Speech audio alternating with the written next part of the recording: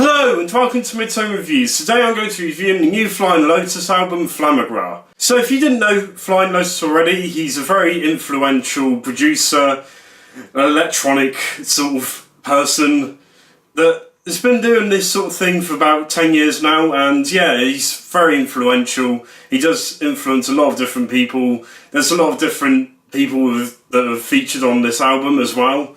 And yeah, let's get straight into reviewing this album. So I think the first thing you need to take out of this album, that it has this very jazzy lounge funk vibe to it.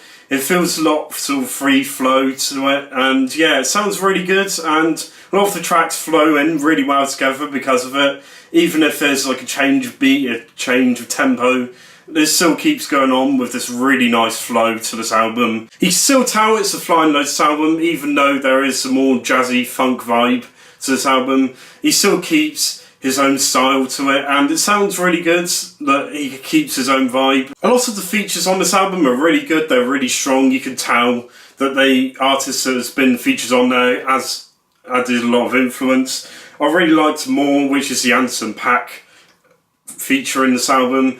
There's some really good rapping and some really good storytelling in it. Fire is Coming, which is David Lynch. His feature on this track is really good. It has a really interesting story to it, and yeah, it's sort of like this fire sort of come in and this sort of house burning down and all of that sort of stuff. And it's really interesting to hear him do like a speaking part to it, and that adds a bit more of a story to the album. Tracks like Takashi and Inside Your Home are very free-flowing. It goes sort of around all over the place. It definitely feels quite sort of jazzy in that sort of sense, where it just goes sort of around here and there, but it sounds really good.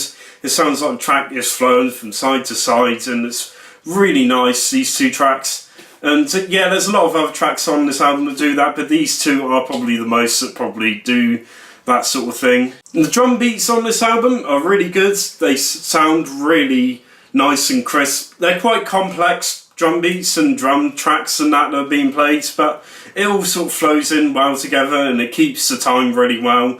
And yeah, it's really good.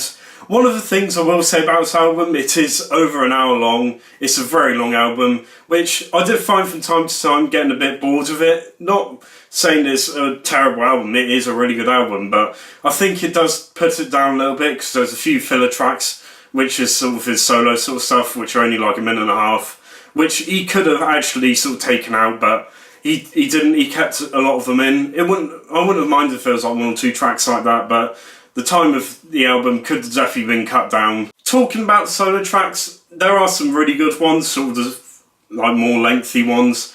They sound really innovative. They sound like something a bit like The Comet Has Come In, but it's its own sort of twist on it. And it sounds really loungy and really nice. And I definitely think that's definitely a positive to one of the albums. It's definitely very innovative with what he's doing again. So the first half of the album is very fast paced, it's very sort of free flowing and sort of goes all over the place sort of thing, not in a bad way but in a good way with his sort of jazzy funk sort of vibe to it. And yeah, the second half of the album sort of slows down after the fire has come in, and yeah, it sounds really good. There's Hot October, which sort of just slowly moves everyone out of the album quite well. But yeah, it does slow down. It definitely has a different sort of tempo to it, the second half of the album. But yeah, it still sounds really good, and it actually helps tell the story of this album and the sort of musical adventure that you go on to. So overall, I did enjoy this album. It's a really nice album. It's very innovative. I can see a lot of people taking influence off of this album, even if it's like backing track for rappers, other electronic artists. But yeah, overall I'm going to give this an 8 out of 10. It is a really good album, but the only thing that doesn't stop it from getting a 9 or a 10 is that there is quite a lot of fillery tracks on there, and they could have been cut down quite a bit. But yeah, it's still a really good album, so thank you very much for watching, and I'll see you in 2 days' time.